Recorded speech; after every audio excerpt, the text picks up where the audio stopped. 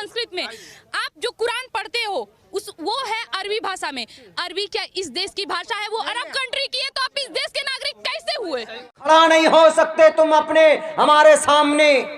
मैं तालिब इल्म जरूर हूँ, लेकिन तुम्हारी ग्रंथों को पढ़ना शुरू करूंगा तो हमारी नमाज तुम्हारी ग्रंथों के अंदर नजर आएगी, हमारा अजान तुम्हारी ग्रंथों के अंदर नजर आएगी, हमारे ज़कात तुम्हारी ग्रंथों के अंदर नजर आएगी, हमारे रोजे तुम्हारे ग्रंथों के अंदर नजर आएंगे, हमारे नबी तुम्हारे ग्रंथों में नजर आएंगे, हमारी आखिरत तुम्हारे ग्रंथों में नजर आएगी, हमारी क़यामत तुम्हारे ग्रंथों में नजर आएगी।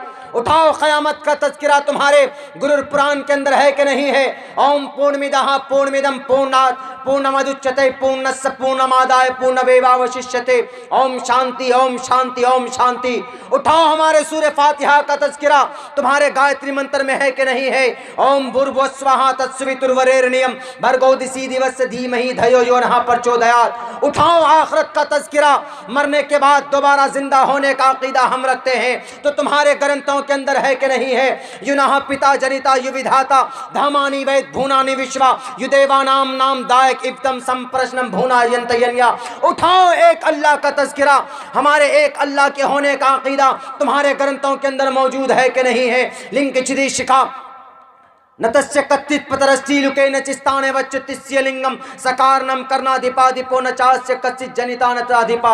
उठाओ, मौत का तज़किरा तुम्हारे ग्रंथों के अंदर है कि नहीं? अविक्तम वित्ति मापण्यम मन्यन्ति माम बुद्धमा परम भाव मजानंतो ममाव्यमान उत्तमम। उठाओ, एक अल्लाह की इबादत का तज़किरा जो बिना किसी अंग के बने हुए हैं तुम्हारे ग्रंथों के अंदर मौजूद है कि नहीं? न देवा मुरच्छलामिया, अगर ना हो तो मुझे कहना।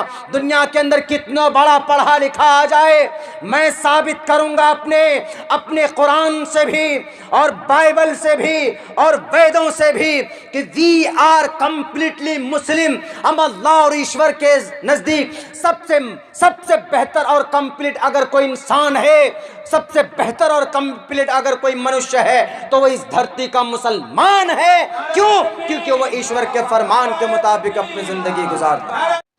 आंधियां आएंगी, चली जाएगी, सैलाब आएगा, चला जाएगा, सुनामी आएगा, चला जाएगा, ये भी आए हैं, चले जाएंगे।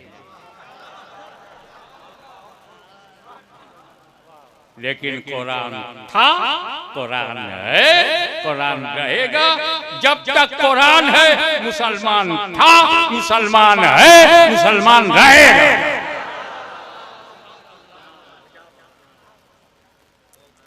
कुरान अभी तक बदला नहीं गया, कोई संशोधन नहीं हुआ। No any amendment in holy Quran. 1000 near about 1400 years pass, 1400 बरस से ज्यादा हो गया, कोई संशोधन नहीं हुआ। और 70 वर्ष में 100 से ज्यादा संशोधन तो संविधान में हो गया। क्यों? क्योंकि ये तुम्हारा बनाया हुआ संविधान है, वो अल्लाह का दिया हुआ कुरान है।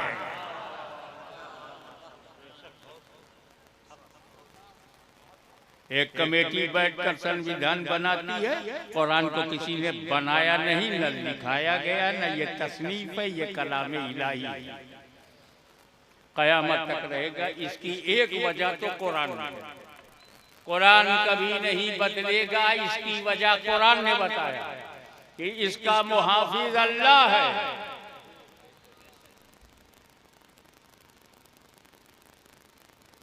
बहुत क्लियर है कि अल्लाह ताला ही इसका मुहाफिज है, निगहबान है,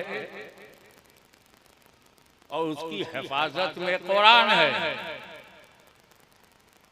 किसी का बाप भी कुरान बदल नहीं सकता।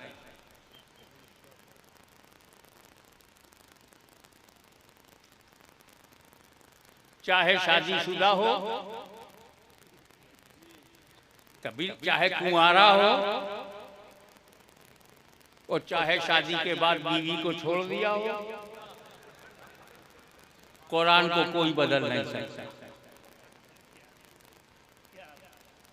एक वजह तो यह है कि अल्लाह ताला ने इसकी हिफाजत को अपने जिम्मे करम में दिया, और दूसरा रसूल पाक का इंतजाम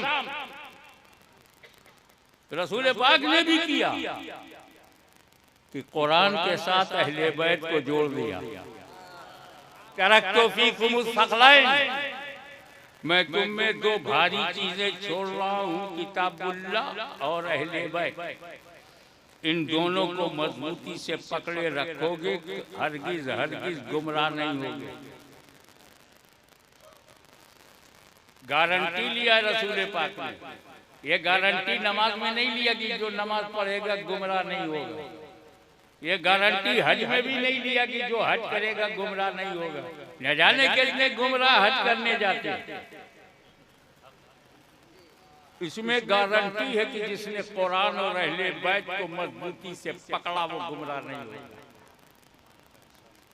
अब अगर झाझा में, जमुई में, आसपास कोई गुमराह मिले तो समझ जाना या तो इसने कुरान छोड़ा या अहले बैत से पंगा लिया।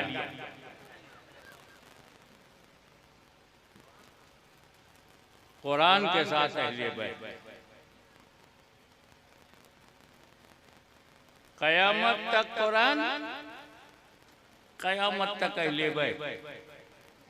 न अहले बैत कयामत तक खत्म होंगे न कुरान। एक दूसरे के साथ, कुरान अली के साथ, अली कुरान के साथ हौज़े कौसर पर साथ मिलेंगे। ये इंतजाम रसूल पाक ने किया कि कुरान अकेला ना रहे, क्योंकि कुरान अल्लाह का कलाम है। अल्लाह समद है, अल्लाहु समद लम यलिद व लम यूलद। अल्लाह बेनियाज है, अल्लाह डजंट केयर एनीवन। अल्लाह को किसी की परवाह नहीं।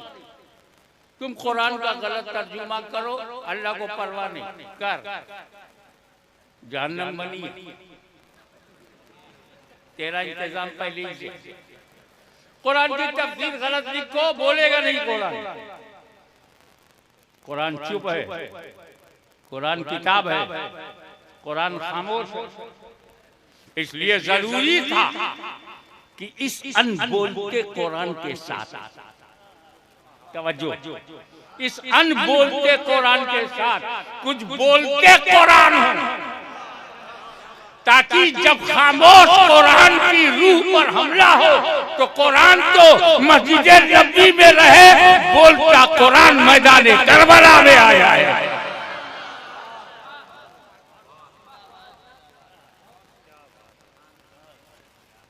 अब जानते हो, जब मूसा अलैहिस्सलाम ने बनी इस्राइल को तौरेत दिया तो सिर्फ तौरेत दिया, अहले बैत नहीं। ईसा रूहुल्लाह ने जब इंजील दिया तो उनके तो अहले बैत ही नहीं।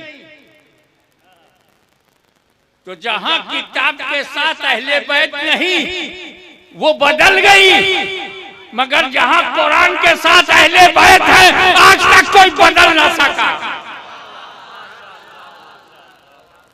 तो हाफिज़े कुरान को हल्के में मत लेना। मैं तमाम हुफ़्फ़ाज़ को मुबारकबादी पेश करता हूँ।